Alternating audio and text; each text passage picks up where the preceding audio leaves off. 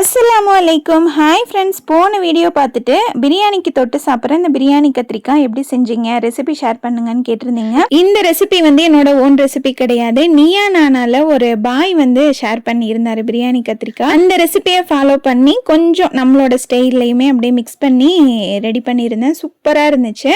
கரெக்டாக ஒரு 7 கத்திரிக்காய் எடுத்திருக்கேன். ஆனால் எங்கள் வீட்டில் இன்னைக்கு அது பத்தலை. டேஸ்ட் அவ்வளோ நல்லா இருந்துச்சு. நல்லா பிஞ்சு கத்திரிக்காவாக எடுத்துட்டு நான் வீடியோவில் காமிச்சிருக்க மாதிரி காம்போட இந்த மாதிரி கட் பண்ணிட்டு தண்ணியில 2-3 கல் உப்பு போட்டுட்டு அதுல இந்த கத்திரிக்காவை போட்டுருங்க. ஒரு பெரிய லெமன் சைஸ் அளவுள்ள புளி ஊற வச்சிருக்கேன், அதை கரைச்சி வச்சுக்கலாம். இன்னைக்கு இந்த ரெசிபி செய்யறதுக்கு இண்டஸ் வேலியோட 2 லிட்டர் கெப்பாசிட்டி உள்ள இந்த சாட்டே பேன் தான் எடுத்திருக்கேன். இண்டஸ் வேலியில எந்த ப்ராடக்ட் வாங்கினாலும் நம்மளோட கூப்பன் கோடை யூஸ் பண்ணீங்கன்னா 12% ஆஃபர் கிடைக்கும். இப்போ ஒரு 4 டேபிள் ஸ்பூன் அளவுக்கு வேர்க்கடலை, 3 டேபிள் ஸ்பூன் அளவுக்கு வெள்ளை எள்ளு இல்லைன்னா கருப்பு எள்ளு சேர்த்துட்டு நல்லா வறுத்துட்டு அதை தனியாக ஆற வச்சிருங்க.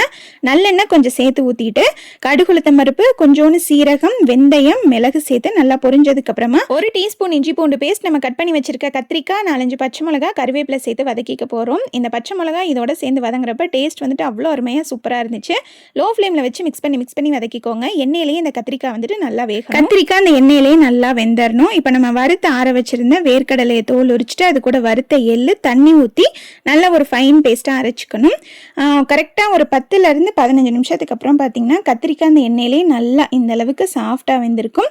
இப்போ காரத்துக்கு தகுந்த மாதிரி மிளகாய் தூள், மஞ்சள் தூள் மட்டும் சேர்த்துட்டு நல்லா மிக்ஸ் பண்ணிட்டு நம்ம ஊற வச்சிருக்க புளி தண்ணியை கரைச்சி ஊற்றிடலாம். அதுக்கப்புறம் நம்ம அரைச்சி வச்சிருக்க அந்த பேஸ்ட் இருக்கு இல்லையா, அதையும் சேர்த்துட்டு நல்லா மிக்ஸ் பண்ணி விட்டுடலாம். ஜார் அலசி கொஞ்சமாக தண்ணி ஊற்றிருக்கேன். எனக்கு காரம் பத்தாதோ அப்படின்ற மாதிரி தோணுச்சு. அதனால இன்னும் கொஞ்சம் மிளகாய் தூள், தேவையான உப்பு சேர்த்துட்டு நல்லா மிக்ஸ் பண்ணி மூடி போட்டு ஒரு 15 நிமிஷம் வச்சு விட்டுருங்க. அப்பப்போ திறந்து அப்படியே மிக்ஸ் பண்ணி விட்டுக்கோங்க.